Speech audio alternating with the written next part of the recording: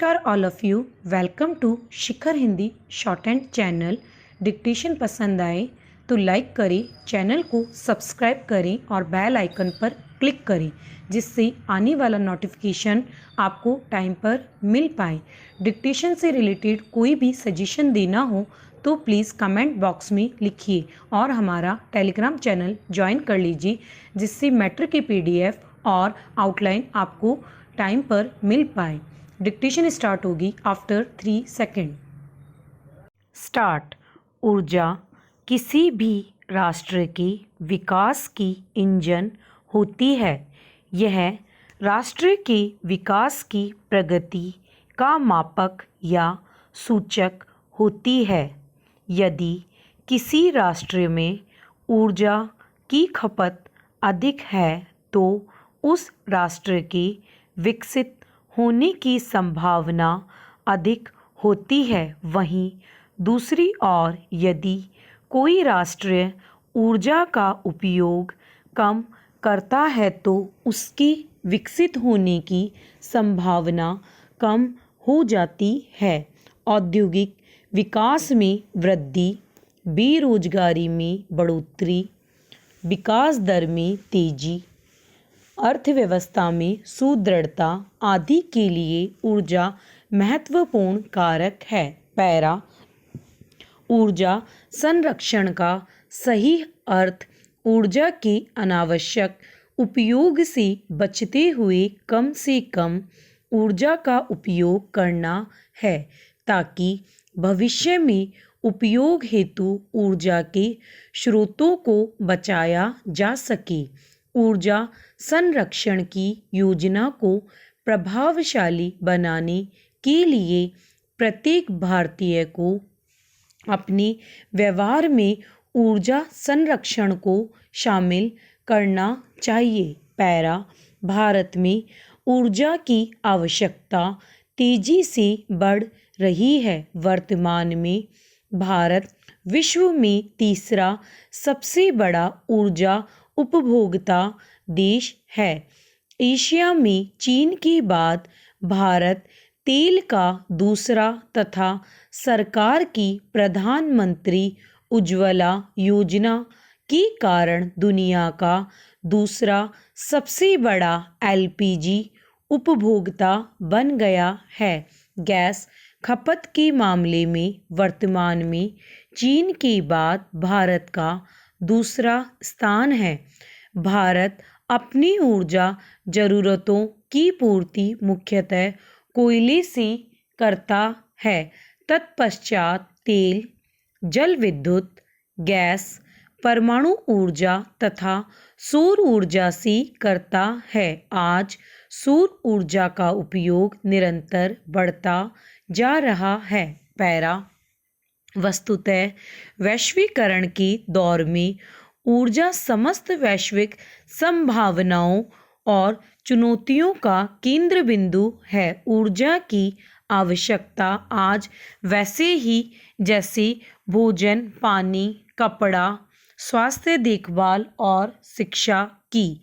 वर्तमान में भारत के पास विशाल युवा आबादी है अर्थात भारत जनांकीय लाभांश की स्थिति में है। इसका बेहतर उपयोग करने के लिए एक और कौशल विकास प्रशिक्षण तो दूसरी ओर डिजिटल इंडिया और मेक इन इंडिया जैसे कार्यक्रम चलाई जा रही हैं। इन कार्यक्रमों की सफलता तथा औद्योगिक व विनिर्माण की गतिविधियों को बढ़ावा देने के लिए बड़े पैमाने पर ऊर्जा की आवश्यकता है। निरंतर जनसंख्या वृद्धि और तीव्रतर आर्थिक विकास के कारण भारत में ऊर्जा की मांग निरंतर बढ़ रही है। आज भारत की जनसंख्या विश्व की कुल जनसंख्या का लगभग 17.5% है। आज देश में ऊर्जा की खपत वर्ष 2000 से लगभग 2 गुनी हो गई है जिसकी भविष्य में और भी अधिक बढ़ने की संभावना है।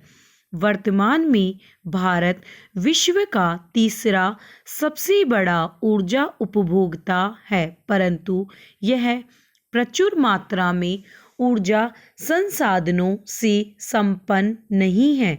भारत की आर्थिक वृद्धि दर औसतन 8% या उससे अधिक रखने के लिए अत्यधिक ऊर्जा की आवश्यकता है, तो दूसरी ओर देश का शहरीकरण और औद्योगिकरण हो रहा है, जिसकी पूर्ति के लिए ऊर्जा की मांग में दिनों दिन बढ़ोतरी होती जा रही है। पैरा अंतर्राष्ट्रीय ऊर्जा एजेंसी के अनुसार पर्यावरणीय चिंताओं को दृष्टिगत रखते हुए वहनीय लागत पर ऊर्जा की उपलब्धता ही ऊर्जा सुरक्षा है। भारत, जो विश्व का दूसरा सर्वाधिक जनसंख्या वाला देश है, में ऊर्जा की पर्याप्त उपलब्धता की कल्पना करना कठिन है। आज ऊर्जा के क्षेत्र में विश्व के देशों के बीच प्रतिस्पर्धा का माहौल है। ऐसी स्थिति में ऊर्जा की सुरक्षा करना बहुत ही कठिन कार्य है। केंद्र सरकार द्वारा वर्ष 2008 में समन्वित ऊर्जा नीति की घोषणा की गई थी।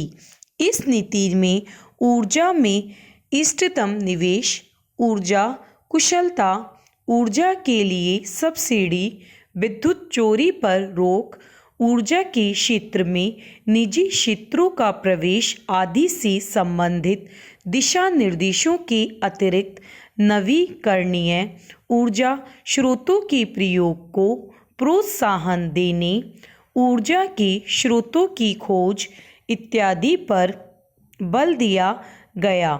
इसी के साथ ही राष्ट्रीय सोलर मिशन, राजीव गांधी ग्रामीण विद्युतीकरण योजना, समेकित ग्रामीण योजना कार्यक्रम, राष्ट्रीय बायोगैस कार्यक्रम, ग्राम ऊर्जा सुरक्षा कार्यक्रम, बायोगैस ऊर्जा पर राष्ट्रीय कार्यक्रम, पवन ऊर्जा प्रौद्योगिकी केंद्र जैसे कार्यक्रमों की शुरुआत की गई। पैरा संसाधनों और ऊर्जा की वर्तमान और भविष्य की उपलब्धता को ध्यान में रखकर नीति आयोग द्वारा जून 2017 में राष्ट्रीय नीति की रूपरेखा तैयार की गई। साथ ही IEA की भारत 2020 ऊर्जा नीति की समीक्षा प्रस्तुत की गई, जिसमें बताया गया कि प्राकृतिक गैस की हिस्सेदारी 15% तक बढ़ानी होगी, जो कि वर्तमान में 6% है।